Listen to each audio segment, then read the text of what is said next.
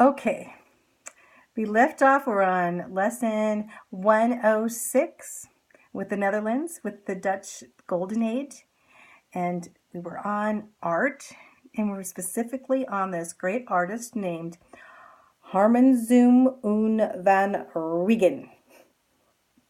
Does that sound Dutch? Otherwise known as Rembrandt.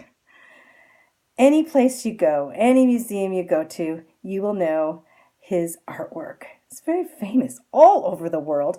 Like I said, I went to the Louvre in France and I've seen it. I've went to the Smithsonian, I've seen it. Almost everywhere you can find some of Rembrandt's work. And now they're worth a fortune too.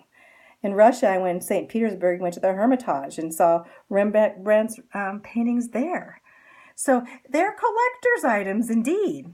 Well, Rembrandt during this 1600 became almost as famous as Leonardo da Vinci or Michelangelo in his painting.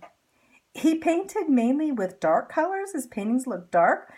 They look like people, peasants and all different facial expressions of all different people, and body language. He showed the body language of the person.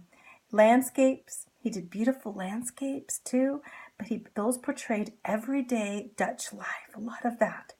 Historic paintings. There's one called The Night Watch, and this has the military assembling at night to fight during the wars, especially probably the war with Habsburgs in the 80-Year War.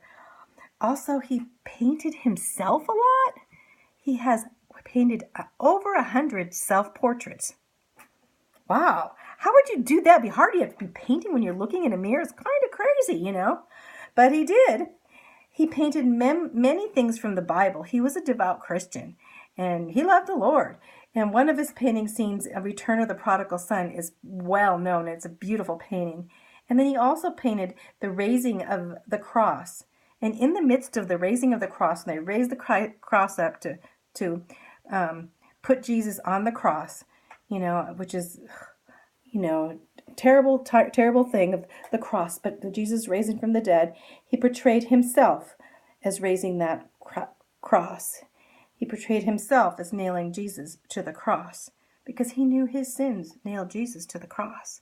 In that painting, you can see Rembrandt himself in the midst of the people that are lifting up that cross. Anyway, he attracted many students, probably as many as did the Italians, He had many students, like Da Vinci had many. He had prolific paintings. Prolific means lots and lots of paintings. In fact, he painted 2,000 to 3,000 paintings and almost quite a few other drawings and prints that came from Rembrandt. They're all over.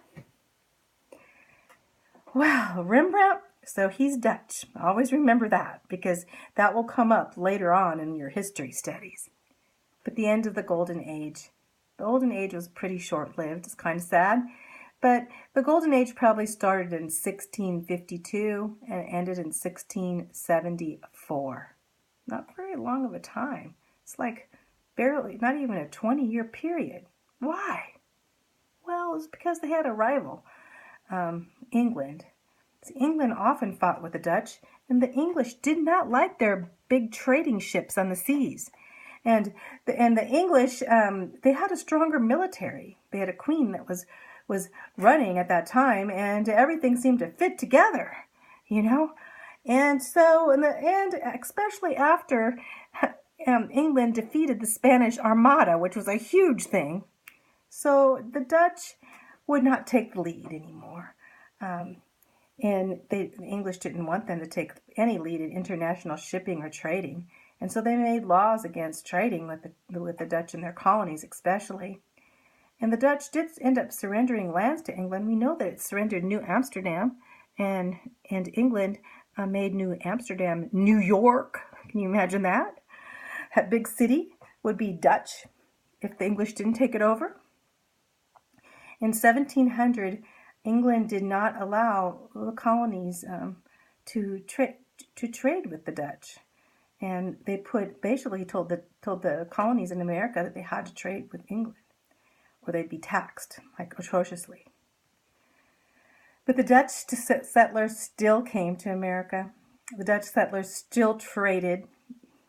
The Dutch settlers were still very hard workers and ingenious type people that they knew. They traded and they would help each other. Many Dutch were Christians. So the Dutch did come, trading went on, especially in America. In fact, we just studied about Japan.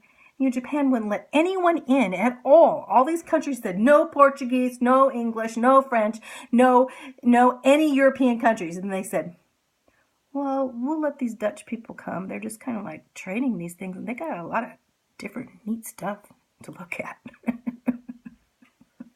So they let the Dutch, this small country, come and trade with them during this time. The Dutch went to Africa. They went everywhere, even though they weren't this big golden age anymore.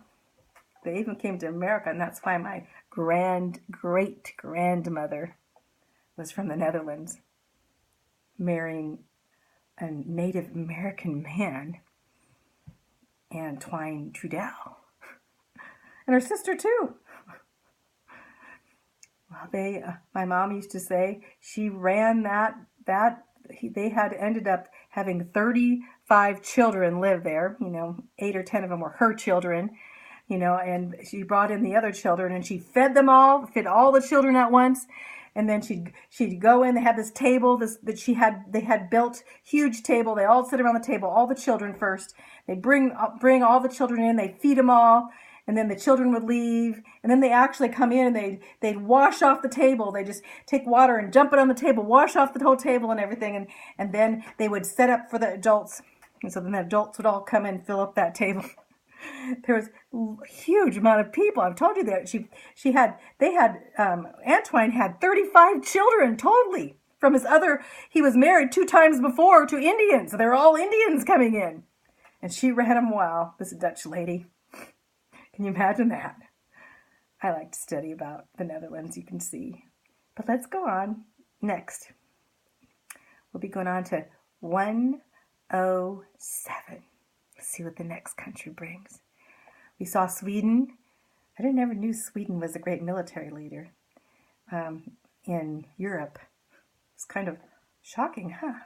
I never knew that the Dutch people had such a wonderful golden age. So now, let's see what else we can find. The next lesson, we're going to go on to India. That's interesting.